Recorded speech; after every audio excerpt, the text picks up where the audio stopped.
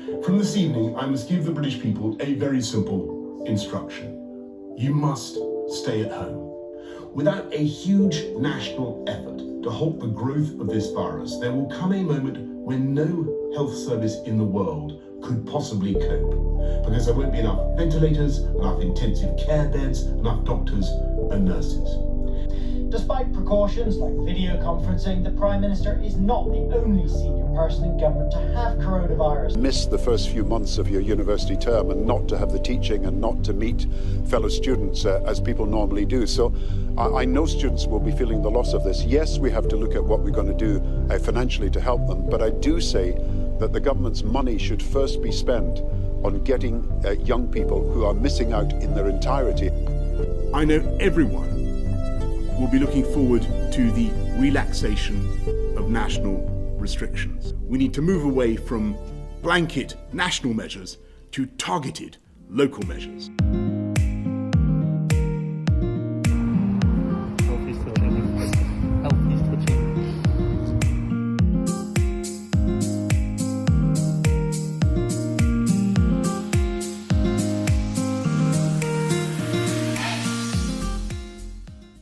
I think if you just kind of give like a kind of quick little description.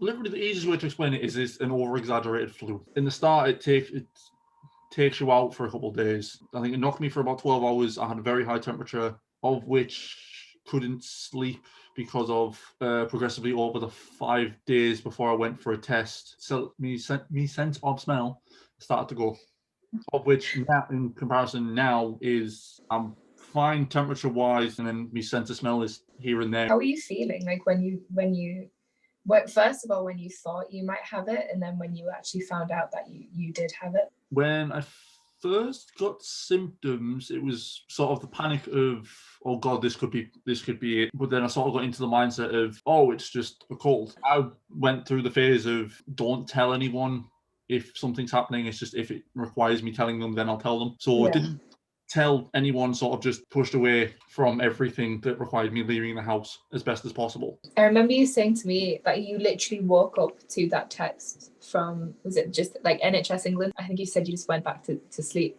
Like you just didn't want to deal with it.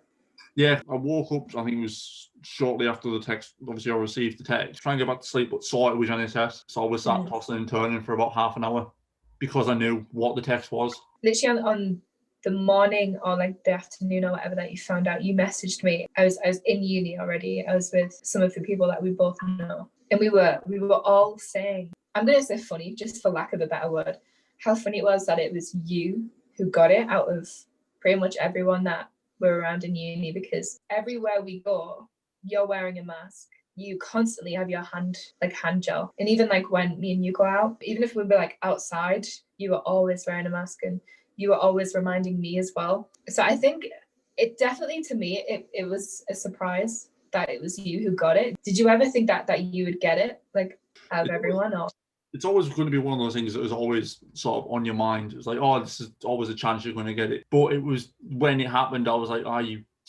joking? As it is, I think out of everyone I know, obviously apart from my mother who essentially works with it, I'm the safest person I know. 2 to 3 weeks it's been now since your isolation started, and you officially leave isolation in 2 days' time. Is it going to be weird for you, do you think, to be finally out of your room? I feel like it is, because it's going to be one of those things of you fully take for granted not being able to go outside, especially for me constantly going out and riding, and it's just sat at the end of the hallway. So every time I open my door, I see it, I'm like, I just want to go out for a ride. Being able to actually have that freedom to just go, oh, I'll just go and do this, or I'll just run to the shop, or I'll go do that, it's not there. We were also saying lockdown got announced yesterday, Sunday the 1st of November. You said that you are literally leaving one lockdown and immediately going into another.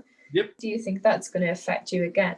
Because I imagine when you first went into isolation, I don't know, maybe your mental health took a bit of a dip. How are you feeling about having to just go straight back into it? During the first lockdown was more when my mental health took the hit. Obviously, through actually having it was the panic and everything to start with, but it was more just acceptance. The way I was looking at it was no one else where I live had it. No one was showing symptoms, nothing of that. It's just I felt bad because I was the reason they were all in lockdown for 2 weeks. But Yeah. the way I was looking at it upon myself was, I'm fine. If anything was going to happen, it would have happened within that first week. You're officially free on Wednesday.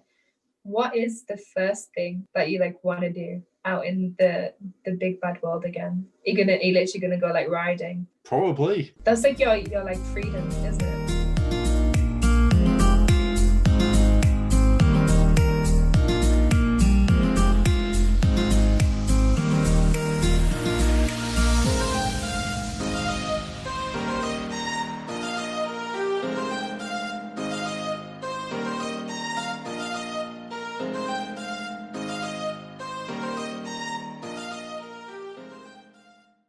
I feel like everyone needs to hear this story because it's disgusting. So please tell us about the day that you got the test. Going into it, I was expecting someone to be doing it for me.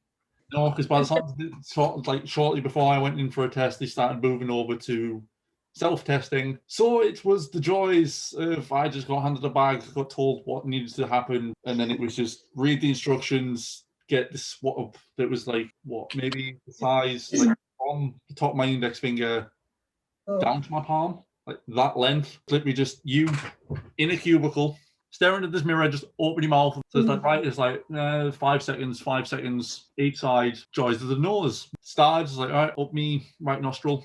The instant it hit the point of resistance, eye watering. Then up the left nostril. In the mirror, I'm just watching the swab just disappear into my face.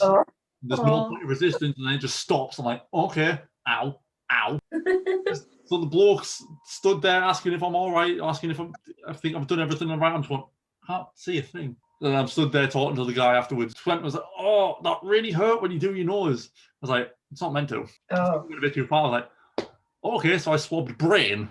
So gross. Yeah. You were thinking until today when you rang that when you ended your isolation on Wednesday, there was a good chance that you'd have to do that test again.